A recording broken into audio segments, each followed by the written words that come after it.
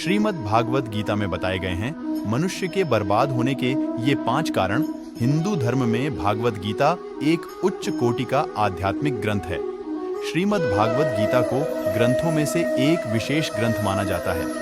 इस ग्रंथ में हजारों वर्ष पहले कहे गए भगवान श्री कृष्ण के उपदेश हैं।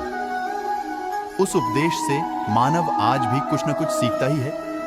इतिहास में पहली बार भक्ति योग का वर्णन श्रीमद् भागवत गीता में ही मिलता है। ग्रंथ में भगवत गीता को भगवान का गीत कहा जाता है। श्रीमद् भागवत गीता में जीवन का संपूर्ण सार है। अगर कोई भी व्यक्ति इस उपदेश का पालन करता है तो उसे कभी भी निराशा का सामना नहीं करना पड़ेगा। आइए जानते हैं कि श्री कृष्ण ने गीता में मनुष्य के बर्बाद होने के क्या कारण बताए हैं। मनुष्य को बर्बाद करती है ये चीजें। श्रीमद् भागवत गीता में कृष्ण ने अर्जुन को समझते हुए कहा है कि हे अर्जुन, मनुष्य का सबसे बड़ा दुश्मन नींद, गुस्सा, थकान, डर और काम को टालने की आदत है। श्री कृष्ण अर्जुन को समझते हुए कहते हैं कि व्यक्ति की असली पहचान उसकी सोच, सुंदर विचार और मधुर व्यवहार होता है, ना कि धन से हम व्यक्ति की पहचान करते हैं।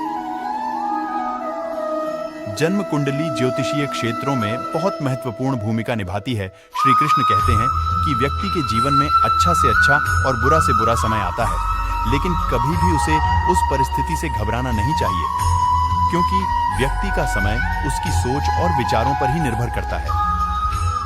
श्री कृष्ण कहते हैं कि व्यक्ति को कभी भी निर्णय बहुत खुशी में या फिर जब वो बहुत दुखी हो तब नहीं लेना चाहिए, क्योंकि ये दोनों ही परिस्थिति आपको सही निर्णय नहीं लेने देगी। श्री कृष्ण ने गीता में कहा है कि जब तक तुम खुद को बदलने की कोशिश नहीं करोगे तब तक तुम खुद को नहीं बदल सकते और ना ही तुम भगवान को दोष दे सकते। दूसरे का अन्न न छीने। कृष्णा कहते हैं कि अपनी और परिवार के सदस्यों की भूख मिटाने के लिए मेहनत से कमाए गए पैसों पर भरोसा करना चाहिए।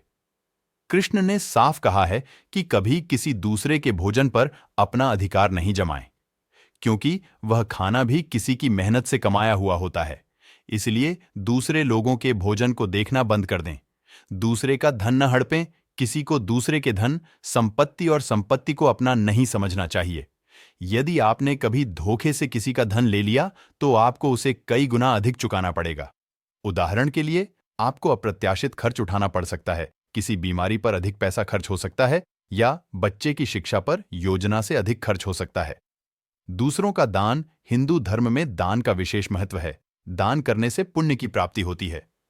कृष्ण ने कहा कि यदि तुम दान करना ही चाहते हो तो अपने कमाए हुए धन से करो। यदि आप किसी दूसरे व्यक्ति की लाई हुई वस्तु का दान करते हैं तो उसके पुण्य का 1% भी आपको नहीं मिलेगा।